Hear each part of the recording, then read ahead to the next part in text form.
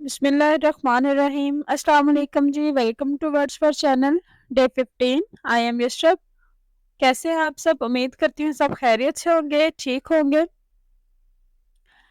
Okay जी, आज एक नए टॉपिक के साथ हम आए हैं। कल जैसे कि हमने पार्ट जो टाइप्स थी हमारी टाइप्स ऑफ प्रेपोजिशंस उनको डिस्कस किया था, तो आज जो पार्ट्स ऑफ स्पीच सीरीज है उसका जो नेक्स्ट पार्ट है कंजक्शन, उसको डिस्कस करेंगे।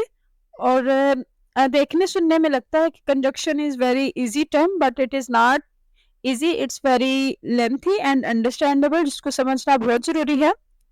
सो let's go to our today's topic, that is conjunction and its types. Conjunction को स्टार्ट करने से पहले ये कुछ सेंटेंसेस हैं जिनको हम डिस्कस करते हैं। इन सेंटेंसेस को डिस्कस करने के बाद फिर हमें कंजक्शन जो है वो एक्चुअली समझ में आ जाएगी कि कंजक्शन क्या है और उसकी वर्किंग क्या है इंग्लिश लैंग्वेज में।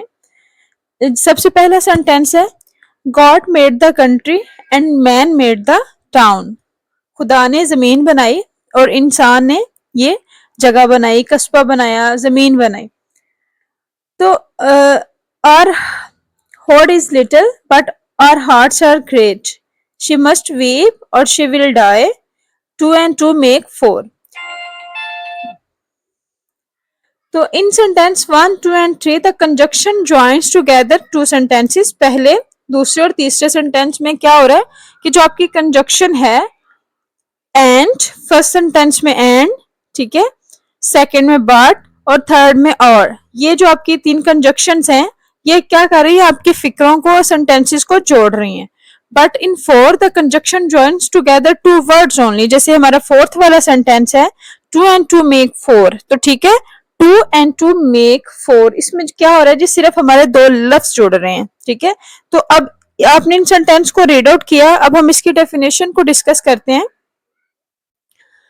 A conjunction is a word, conjunction ऐसा लफ्ज है which merely joins together sentences, which merely joins, महज जोड़ता है sentences, मुख्तलिफ जुमलों को, ठीक है। तो इसकी डेफिनेशन हमें ये बताती है कि कंजक्शन सिर्फ ऐसे लफ्ज हैं जो महज जुमलों को जोड़ते हैं, एंड समटाइम्स, कभी कभार, वर्ड्स और लफ्जों को भी। ये मैंने ऊपर जो एग्जांपल्स पुट किए हैं उनको पुट करने का मकसद ही यही था कि आपके ऊपर जो दोनों कंडीशंस हैं इनकी वो वाज़ेह हो जाए। ये सेंटेंसेस को भी ज्वाइन करती हैं और समटाइम वर्ड्स को। और ये रेयर होता है, इंग्लिश लिटरेचर में रेयर है कि ये वर्ड्स को, इसका इनका जो यूज है वो इतना फ्रीक्वेंट नहीं है कि कंजक्शन जो है वो मोस्ट ऑफ वर्ड्स को ज्वाइन करें, ये कम है, बट ऑब्वियसली इट मेक। तो conjunction join together sentences and often make them more compact.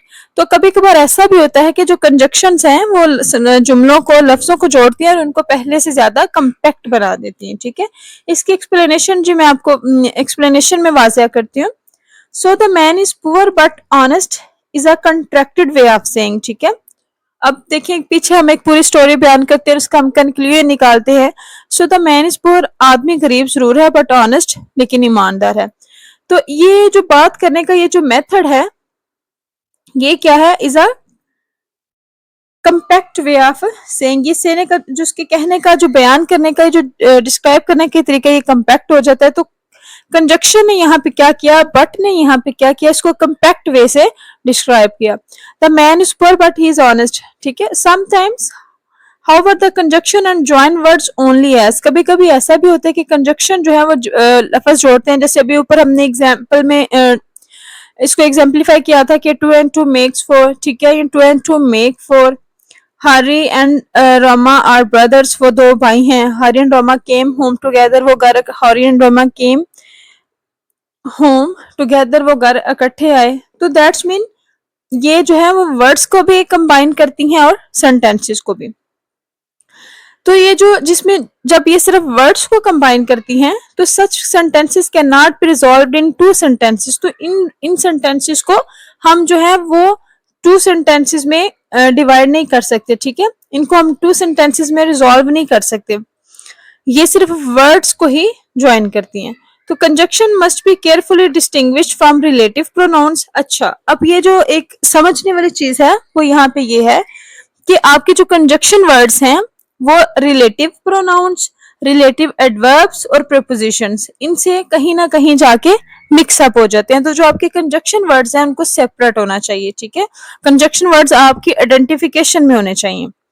तो conjunction must be carefully distinguished from relative pronouns, relative adverbs and prepositions which are also connecting words. ये और ये जो आपके relative pronouns हैं, relative adverbs and prepositions हैं, most of time जब हम एमसीक्यूज को डिस्कस कर रहे होते हैं, अक्सर हम पेपर में जब ये 100 नंबर के एमसीक्यूज पेपर बैठ के करते हैं, तो उसमें जो सबसे ज्यादा या मेजर गलती स्टूडेंट्स करते हैं वो यही करते हैं इंग्लिश के सेक्शन में कि उनको जो रिलेटिव प्रोनाउंस है, रिलेटिव एडवर्ब्स हैं, प्रीपोजिशंस हैं और कंजक्शंस हैं, उनका जो डिफरेंस है वो डिफरेंस को वो डिफरेंशिएट नहीं कर पाते और नतीजतन क्या होता है कि वो प्रीपोजिशंस, कंजक्शंस और एडवर्ब्स वगैरह वो गलत हो जाते हैं। क्योंकि ये जो रिलेटिव प्रोनाउंस है आपके, रिलेटिव एडवर्ब्स हैं, प्रीपोजिशंस और कंजक्शंस हैं, ये भी तो कनेक्टिंग वर्ड्स ही है ना, ये भी तो इनके जो वर्किंग है ग्रामर में वो भी तो कंबाइनिंग ही है, कंबाइन करना ही है। सो ये जो डिफरेंस है ये हमें इसको जो है ना वो आइडेंटिफिकेशन में हमारी में जरूर होना चाहिए। तो this is the house that Jack build, ये घर है जो जैक ने बनाया, ठीक है। अब देखें यहाँ पे भी फिक्रा जोड़ रहा है, दैट जो है वो सेंटेंस को जोड़ रहा है, बट ये रिलेटिव प्रोनाउन है, ठीक है। This is the place where he was murdered, ये वो जगह है जहां पे उसका कत्ल किया गया, ठीक है। तो ये इसमें आपका रिलेटिव एडवर्ब यूज हो रहा है, ठीक है। Take this and give that, ठीक है। लेकिन ये जो आपका तीसरा जुमला है, टेक दिस ये पकड़ो एंड गिव दैट और ये दो, तो इसमें जो एंड है वो आपका कंजक्शन यूज हो रहा है। तो ये चीजें जो है इनको केयरफुली यूज करना सीखना चाहिए, क्योंकि जब हम आगे पेपर्स में जाके बैठते हैं सीएसएस के, ठीक है, इस तरह के जो हमारे मुकाबले के इम्तिहानात होते हैं उनमें जब हम जाके बैठते हैं तो फिर ये चीजें हमें तंग करती हैं। ओके जी, एक एक्सप्लेनेशन मैंने यहाँ पे और डाली है, उसको देखें जरा। In sentence one the relative program that refers to, sorry यहाँ पे रिलेटिव प्रोनाउन आना था, the relative pronoun that refers to the noun house and also joins the two parts of sentence, ठीक है। तो हाउस जो है उसको हमने यहाँ पे एज अ रिलेट यूज किया। In sentence two, relative adverbs where modifies the verb was murdered and also joins the two parts of the sentence. ये भी आपको समझ में आ गया, जैसे मैंने ऊपर इसको डिस्क्राइब भी किया। तो in sentence three the conjunction and simply, conjunction and जो है जो हमने थर्ड में यूज की, simply joins the two parts of the sentence, इसने दोनों हिस्सों को बड़ी आसानी से जो था वो मिला दिया। तो इट जो कंजक्शन है, याद रखिएगा, जो कंजक्शन है उसकी सबसे बड़ी आइडेंटिफिकेशन क्या है कि वो जोड़ने के अलावा और कोई काम नहीं करती, ठीक है। जो आपकी कंजक्शन है उसकी आइडेंटिफिकेशन क्या है कि ये कंबाइनिंग के अलावा कोई अदर वर्किंग सेंटेंस में नहीं कर रही होगी। For example take this and give that, ठीक है, it does not other work, जो आपकी कंजक्शन है वो कोई और काम नहीं करेगी, ठीक है। It will thus be seen that relative pronouns and relative adverbs also join but they do more, लेकिन ये जो आपके relative pronouns और relative adverbs हैं ये सेंटेंस में जोड़ने के अलावा, कंबाइन करने के अलावा और भी वर्किंग करते हुए नजर आते हैं, जैसे कि मैंने ऊपर सेंटेंस 1 और 2 में डिस्क्राइब किया। तो कंजक्शंस मेयरली जॉइंस, कंजक्शंस का जो काम है वो सिर्फ जोड़ना है, they do not other work, वो सेंटेंस में कोई और काम नहीं कर सकती, जैसे two and two make four, Ahmed and Ali came home together, ये जैसे आगे ऊपर एग्जांपल में बताया। तो conjunction which are used in pairs are correlative conjunctions are only correlatives. तो ये एक नोट डाला है मैंने और ये इंपॉर्टेंट वन है। अक्सर जब हम एमसीक्यूज करते हैं तो हमें कोरिलेटिव्स का, और अभी भी मोस्ट ऑफ लोगों को कोरिलेटिव्स का जो नहीं पता होता कि कोरिलेटिव्स क्या है। तो कोरिलेटिव्स बेसिकली आपके पास आगे एक चीज क्या है, वो कंजक्शंस जो पेयर्स में यूज होती हैं वो कोरिलेटिव्स होते हैं, उनको हम कोरिलेटिव कंजक्शंस या ओनली कोरिलेटिव्स कहते हैं, ठीक है। तो होप सो आपको कंजक्शन की जो है एक्सप्लेनेशन और एग्जांपल्स भी वो समझ में आ गई होंगी। तो आगे हम इसकी टाइप्स की तरफ मूव ऑन करते हैं, क्लासेस ऑफ कंजक्शंस को डिस्कस करते हैं। तो क्लासेस ऑफ कंजक्शन में जी हमारे पास आ जाती हैं, कोऑर्डिनेटिंग कंजक्शन होती है और सबऑर्डिनेटिंग कंजक्शन होती है, ठीक है। एक जो है वो कोऑर्डिनेटिंग है और सबऑर्डिनेटिंग है। तो इसकी जो पहली टाइप है हम उसको डिस्कस कर लेते हैं, दैट इज कोऑर्डिनेटिंग कंजक्शंस, ठीक है। जैसे birds fly and fish swim, ठीक है, birds fly and fish swim. तो सेंटेंस में दो डिफरेंट चीजों को उनकी डिफरेंट वर्किंग्स को जोड़ा गया है। तो एज अबव आई डिस्क्राइब कि कंजक्शन का काम सिर्फ जोड़ना ही है। तो कंजक्शन क्या कर रही है, वो आपका जोड़ रही है। इसकी नेक्स्ट एग्जांपल को हम देखते हैं। नेक्स्ट एग्जांपल है जी, चलिए इस एग्जांपल को पहले एग्जांपलीफाई कर लेते हैं।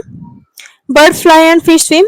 The sentence contains two independent statements और two statements of equal rank are important। ठीक है, दोनों जो स्टेटमेंट्स जो सेंटेंस है उसमें दो स्टेटमेंट्स हैं और दोनों स्टेटमेंट्स आपकी इक्वल रैंक में हैं। ठीक है, बर्ड्स फ्लाई परिंदे उड़ते हैं एंड फिश स्विम और मछलियां तैरती हैं। ये फिश स्विम मछली तैरती है।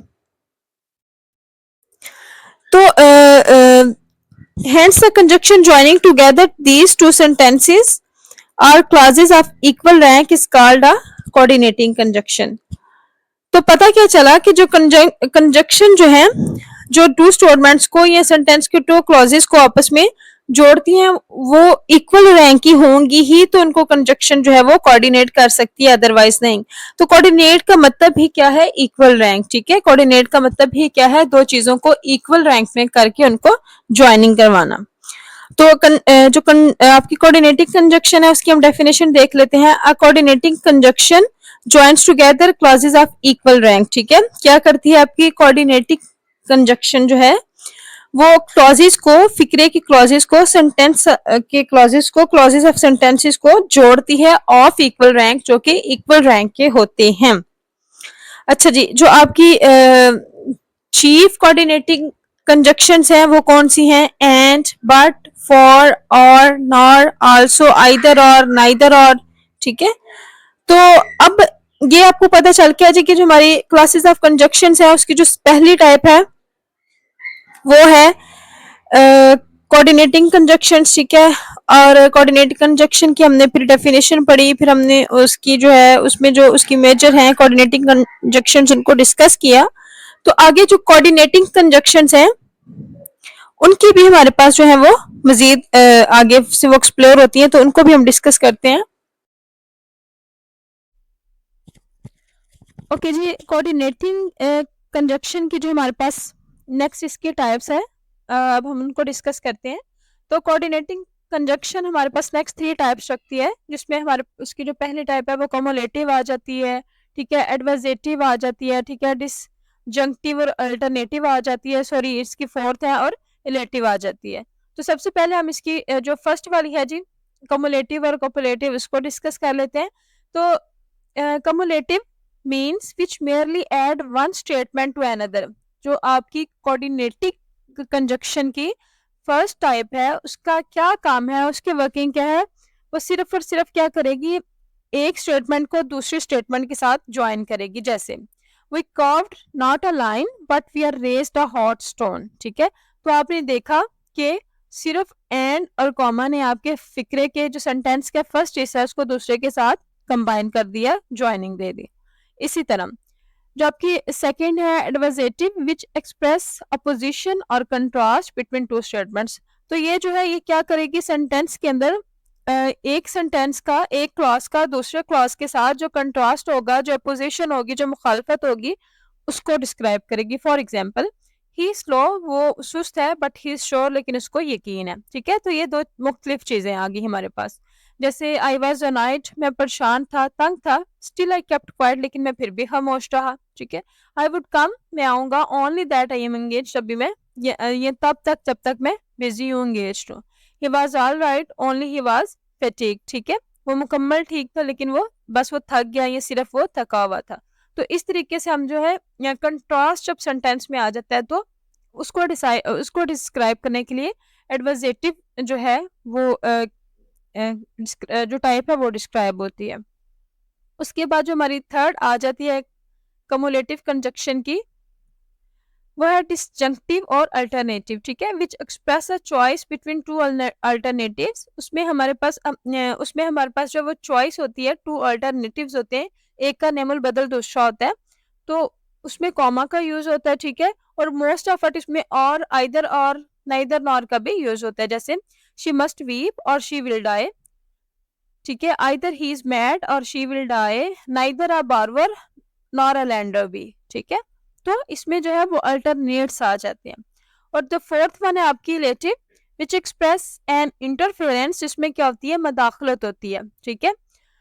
For example all precautions must have been neglected, तमाम जो हिफाजती इक़दाम थे उनसे गफलत बरती गई। For the plague spread rapidly, इसीलिए जो ताउन था वो तेजी से फैला। तो इंग्लिश में जो फॉर है समटाइम उसका मतलब हमेशा के लिए नहीं होता है। इंग्लिश लैंग्वेज में फॉर जो है वो क्यों के लिए भी, मतलब क्यों के मीनिंग्स में भी यूज होता है। जैसे अभी सेंटेंस में यूज हो रहा है कि all precaution must have been neglected, तमाम जो हिफाजती इक़दाम थे उनसे गफलत बरती गई, इसलिए फॉर क्योंकि या इसलिए द प्लेग्यू स्प्रेड रैपिडली, तो जो टाउन था वो तेजी से फैला। तो जी आज हमने क्या डिस्कस किया, आज हमने जो हमारी कंजक्शन थी उसको डिस्कस किया, हमने उसकी डेफिनेशन को डिस्कस किया। उसके बाद हमने उसकी जो टाइप्स थी हमारे पास उनको डिस्कस किया, और उनकी जो दो मेन टाइप्स थी हमारे पास वो क्या थी, क्लासेस क्या थी, कोऑर्डिनेटिंग और स्पॉर्डिनेटिंग। तो स्पॉर्डिनेटिंग पे इंशाल्लाह हम कल जाएंगे। अच्छे से आज इसको समझ लें, कर लें, फिर हम स्पॉर्डिनेटिंग को करेंगे। तो क्लासेस ऑफ कंजक्शन में हमने कोऑर्डिनेटिंग को डिस्कस किया, कोऑर्डिनेटिंग की डेफिनेशन को, इसके एग्जांपल्स को, और फिर इसकी जो आगे सब थी 4 टाइप्स हमने उनको डिस्कस किया, जिसमें हमारे पास थी कम्युलेटिव थी, एडवर्जेटिव थी, ठीक है, डिस्जंक्टिव थी, रिलेटिव थी। तो होप सो जी आपको अच्छे से समझ आ गया होगा। कल इंशाल्लाह कंजक्शन का जो दूसरा पार्ट है हमारे पास उसको डिस्कस करेंगे। तो फिर इंशाल्लाह जो है वो आपके साथ मुलाकात रहेगी। Thank you very much.